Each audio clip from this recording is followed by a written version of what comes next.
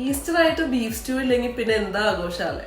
അപ്പൊ എനിക്ക് ഉണ്ടാക്കുന്ന ഐറ്റംസിൽ ഏറ്റവും ടഫായിട്ട് തോന്നിയിട്ടുള്ള ഒരു കാര്യമായിരുന്നു ബീഫ് സ്റ്റൂ ഉണ്ടാക്കാന്ന് പറഞ്ഞു. ഞാൻ പലതവണ ഇവിടെ വന്നതിന് ശേഷം ട്രൈ ചെയ്തിട്ടുണ്ടെങ്കിലും എൻ്റെ ഓരോ അറ്റംപ്റ്റ് കഴിയുമ്പോഴും ഞാൻ വിചാരിക്കും അത് അത്ര അങ്ങ് ശരിയായില്ല, എൻ്റെ ടേസ്റ്റ് ആ ഒരു രീതിയിൽ എത്തിയില്ല എന്ന് ഞാൻ വിചാരിക്കുമായിരുന്നു. അങ്ങനെ ഞാൻ പല റെസിപ്പീസ് ട്രൈ ചെയ്ത് ഫൈനലി സക്സസ്ഫുൾ ആയിരിക്കുകയാണ്. അപ്പം വളരെ സിമ്പിൾ ആയിട്ടും വളരെ ടേസ്റ്റി ആയിട്ടും ഞാനൊരു സ്റ്റൂ ഉണ്ടാക്കാൻ പഠിച്ചു കഴിഞ്ഞപ്പം ആ ഒരു കാര്യം നിങ്ങൾ എല്ലാവരുമായിട്ടൊന്ന് ഷെയർ ചെയ്യാമെന്ന് കരുതും. സ്റ്റൂ എന്ന് പറയുന്നത് വളരെ സിമ്പിൾ ആയിട്ട് ഉണ്ടാക്കാൻ പറ്റുന്ന ഒരു കാര്യമാണ്. അതിന്റെ ആ ഒരു കൂട്ട് പെർഫെക്റ്റ് ആയിട്ട് നമുക്കൊന്ന് അറിയാൻ പറ്റിയിട്ടുണ്ടെങ്കിൽ വളരെ ടേസ്റ്റി ആയിട്ടുള്ള അപ്പത്തിന്റെയും ബ്രെഡിന്റെ ഒക്കെ കൂടെ കഴിക്കാൻ പറ്റും അടിപൊളി സ്റ്റൂ നിങ്ങൾക്ക് റെഡിയാക്കാം. അപ്പൊ നമ്മുടെ പോലെ ഇങ്ങനെ പുറത്തൊക്കെ ഉള്ളവര് ഈസ്റ്റർ ആണ് അല്ലെങ്കിൽ എന്തെങ്കിലും ഫെസ്റ്റിവൽസ് ആണ് നമുക്കിപ്പോൾ സ്റ്റൂ ഒക്കെ ഉണ്ടാക്കണം. അപ്പം ഉണ്ടാക്കാൻ അറിയില്ലെങ്കിൽ പുറത്തുനിന്ന് വാങ്ങിക്കാമെന്ന് കരുതിയാൽ ഇവിടെ ഒരു റെസ്റ്റോറൻറ്റ്സിലും ഇതൊന്നും കിട്ടാൻ പോകുന്നില്ല. ഇവിടുത്തെ ഇന്ത്യൻ റെസ്റ്റോറൻറ്റ്സിലാണെങ്കിലും ഒരു ടേസ്റ്റും ഇല്ലാത്ത എന്തെങ്കിലും ആണ് നമുക്ക് തരാം. നമ്മൾ ഉദ്ദേശിക്കുന്ന രീതിയിലുള്ള ആ ഒരു ടേസ്റ്റ് നമുക്ക് കിട്ടിയെന്ന് വരില്ല. ഈസ്റ്റർ സ്പെഷ്യൽ വളരെ സിമ്പിളും ടേസ്റ്റി ആയിട്ടുള്ള സ്റ്റൂ എങ്ങനെ ഉണ്ടാക്കാൻ നോക്കാം. 400 ഗ്രാം ബീഫ് കുരുമുളകും ഉപ്പും ഇട്ടിട്ട് നമ്മളൊന്ന് വേവിച്ചെടുക്കുകയാണ്. എന്നിട്ട് പാനിലേക്ക് വെളിച്ചെണ്ണ ഒഴിച്ച് ഗ്രാമ്പൂ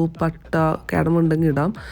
അത് സോട്ടായതിനു ശേഷം ജിഞ്ചർ ഗാർലിക് ഇടുന്നു, സവാള ഇടുന്നു, പച്ചമുളക് ഇടുന്നു, വേപ്പില ഇടുന്നു.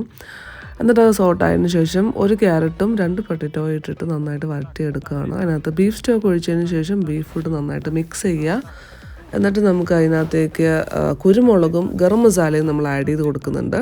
പിന്നെ നമുക്കിവിടെ സെക്കൻഡ് പാല് തലപ്പാലെന്നൊന്നും പറയാനില്ലാത്തതുകൊണ്ട് നമ്മൾ ക്യാനിൽ വാങ്ങിക്കുന്ന കോക്കനട്ട് മിൽക്കാണ്. അത് കുറച്ച് എടുത്തിട്ട് അതിനകത്ത് ആഡ് ചെയ്യുക. എന്നിട്ട് നന്നായിട്ട് വേവിച്ചെടുക്കുക. കുറച്ച് വേപ്പിലയും കൂടി ആഡ് ചെയ്ത് കൊടുക്കുക. നന്നായിട്ട് വെന്ത് കഴിയുമ്പോൾ നമുക്ക് അതിനകത്തേക്ക് ബാക്കിയുള്ള നമ്മുടെ ക്യാനിലുള്ള മിൽക്കും കൂടി ഒഴിച്ച് നന്നായിട്ട് മിക്സ് ചെയ്തെടുക്കാം. വേറൊരു പാൻ എടുത്തിട്ട് കുറച്ച് കാഷ്യൂസും മുന്തിരിയൊക്കെ ഒന്ന് ഫ്രൈ ചെയ്തെടുത്തതിന് ശേഷം നമുക്കിതിനകത്തേക്ക് ആഡ് ചെയ്യാം.